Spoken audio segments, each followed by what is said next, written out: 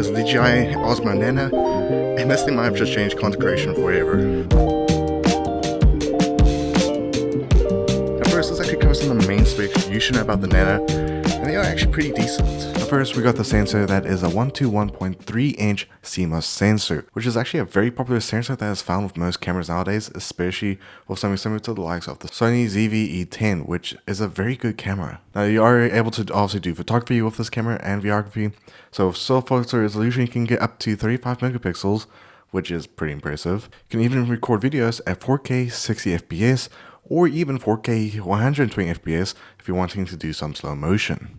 Now, you'll also be getting a 143-degree ultra-wide field of view, which means you can actually capture a lot more, and does kind of give a bit of a fisheye effect, but don't worry, there is actually a setting that is found with the Nano that can make it so it doesn't have that effect at all, which is a nice little plus. Now, when it comes to the color, it supports both 10-bit and D-Log. So if you are someone that wants to do videos where you don't have to do color correction or anything like that, you can use 10-bit, which we're going to be mostly using in this video. Or you can do D-Log where you are wanting to do color correction on your own, or even using custom LUTs. Not just that, but you also have stabilization mode, which actually includes Rocksteady 3.0, which we'll actually be testing mostly in this video. Now, the main camera unit is indeed waterproof, which can actually go up to 10 meters in water. Now, when it comes to the Vision dock, it is IPX4, which is splash resistant, but do keep in mind you can't submerge that into water, otherwise you're going to be messing up the Nano a little bit with the Vision dock. Now, of course, when it comes to battery life, the battery life is actually pretty impressive, which I do like about the Nano, and you can expect at least more than 200 minutes of recording, and that is at 4K 30 FPS. Now, going to some of the accessories that are actually included with the Nano, then you also do get the magnetic hat clip, magnetic lanyard, protective case, a dual direction magnetic ball joint adapter mount, and also some stickers, which is kind of a nice little plus. Now, when it comes to the Vision dock, there is a lot to it, because this is where you're going to be doing most of your settings when it comes to changing the way it looks, the brightness, adding white balance, or even adding some little filters. You can do it all with the Vision dock. But not just that, but also is where most of the stuff will be stored. And what's nice about the Vision dock is it allows you to basically see what is happening on the Nano. So it is like a little way to monitor what is happening. So it's a nice little plus. Now, of course, you can also do some audio settings where you can do the integrated audio, which, by the way, this whole video where we're going to be using the Nano will mostly be shot with the stereo audio, which is extremely impressive. Now, when it comes to storage, there's actually 3 ways you can actually take what you have just captured and put it onto your external device. One of the main ways is actually to use USB Type-C cable.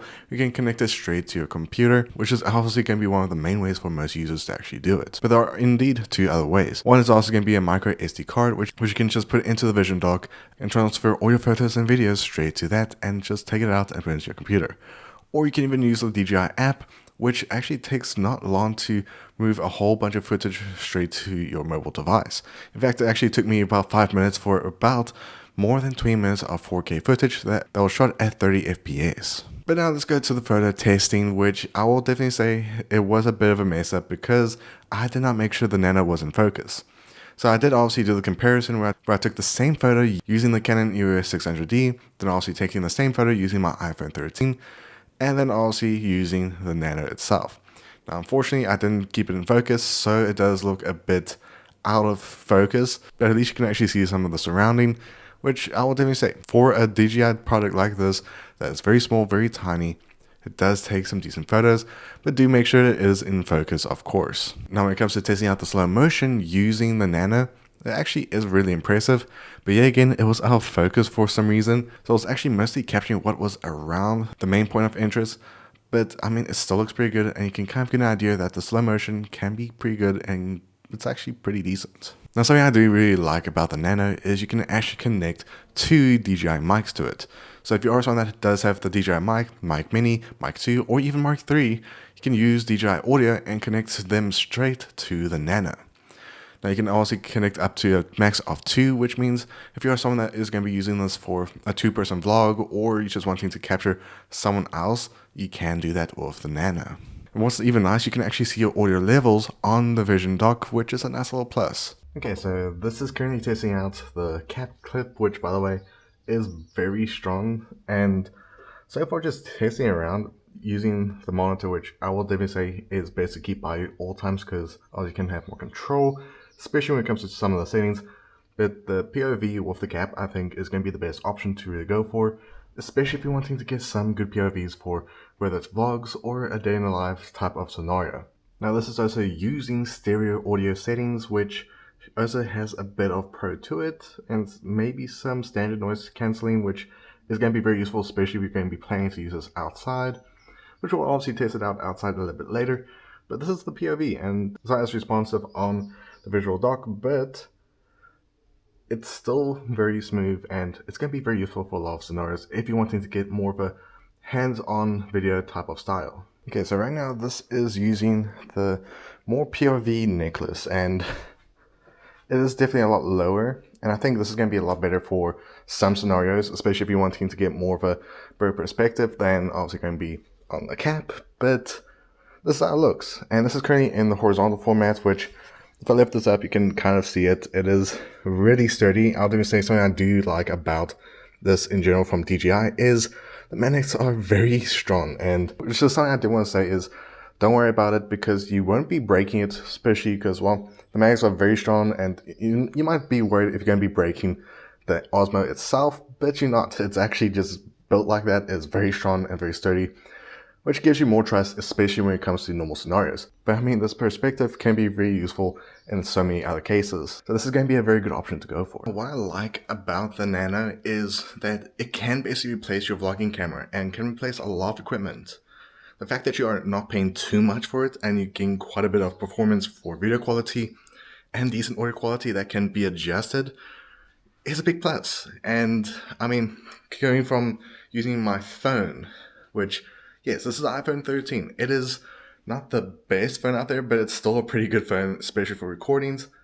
And if I just record, standard video, it's going to be way better to actually use the Nano than the iPhone 13. So if you are someone that is wanting to invest into content creation or even just wanting to get something that is good for videos, the Osmo Nano can actually be a good option. And I mean, just from looking on the monitor itself, it looks extremely good with the lighting, the coloration, and so much, because there's so many ways you can record using the Nano. With the 8-bit, the 10-bit, which is going to be very similar to S-Log, which is actually very nice to have that, because then you can actually edit your videos to be more visually pleasing, especially with color correction or even using your own LUTs, which that's a nice thing to actually have. Now, what is my opinion of the Nano so far? 1, very light. 2, easy to take around. And 3, it is all you need at this point, especially if you're wanting some basics when it comes to doing videography or even just doing YouTube or even content creation. It can be used for a lot of scenarios. And the best way to really describe the Nano is basically a good mixture of the Osmo Pocket 3, which obviously that is still a very good camera, mixed with the likes of the Action 5 from DJI. That's the best way to describe the Osmo Nano. It is a good mixture of all those in one device. Now the fact that you can actually get good quality video when it comes to using this, with 4K 60fps video or even 120fps at 4K for slow motion, there is so much you can actually do with this. And the fact that you can actually just easily turn the camera into a vertical format, it actually does make it a lot easier for users to record horizontal and vertical videos, which is a big plus. And for someone like me that is a content creator, this is going to be a big lifesaver for a lot of users. We are now trying out the car view, which from the preview and seeing it up looks pretty good. And this is going to be also a good test to see how it does with stability, because let's be fair, stability might not be the best in some cases with most cameras out there. So let's test this out. So there are a lot of things that I think the Nano will actually be good at. And that is mostly not only just vlogs, which obviously is one of the main uses for the Nano, but something else that makes it stand out a lot more is the fact that you can use it for car reviews or even just getting some good shots, which is a nice plus. Because of course, when you want to do content creation, you want to be able to keep your content going with a good flow and make sure your content looks good for a lot of your viewers. And the Nano does that. Now the fact you can actually just spend $300 for the 64GB option of the Nano, which I will say is going to be the best option for a lot of users, because, well, not a lot of users will be recording at high quality videos unless you do plan to do that. But also the fact that you can actually just spend an extra $30 for the 126GB option, which is currently what we're using right now, it is going to be a big game changer for a lot of creators and a lot of people that are wanting to do something different with their content. Now the Nano is going to be a big game changer for a lot of creators because, well, you can capture more, you can do different ways to capture your favorite content, and it just makes it a lot more easier for a lot of users. And you probably noticed that if you are someone that does have, for example, the mics, you can easily connect it with DJI audio, which means yes, you can do way more, especially when it comes to audio. Because yes, the integrated mics are pretty decent, but the fact you can actually connect your already existing DJI microphones to it makes it a lot more easier for you to actually get crisper audio for your vlogs or even videos.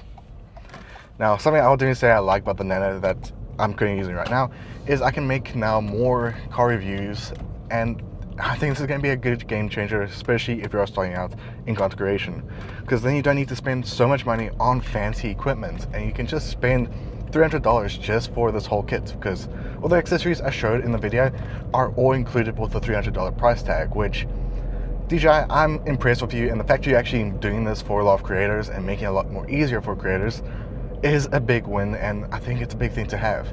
And not just that, but by the time of me recording this video, there has been so much new products coming from DJI, which they are killing it. Now, as I'm concluding this video, I do want to say this is going to be a good option for a lot of those who are wanting to do content creation, do vlogs, do things that are behind the scenes, but don't know too much about camera equipment, and just want something simple and straightforward to use. That is what the Nano is. But always, if you actually want to get one for yourself, there will be a link in the description. But always, let me know, would you go for the Nano for yourself? I'll catch you guys in the next one. Be safe as always, and have a great day. Bye.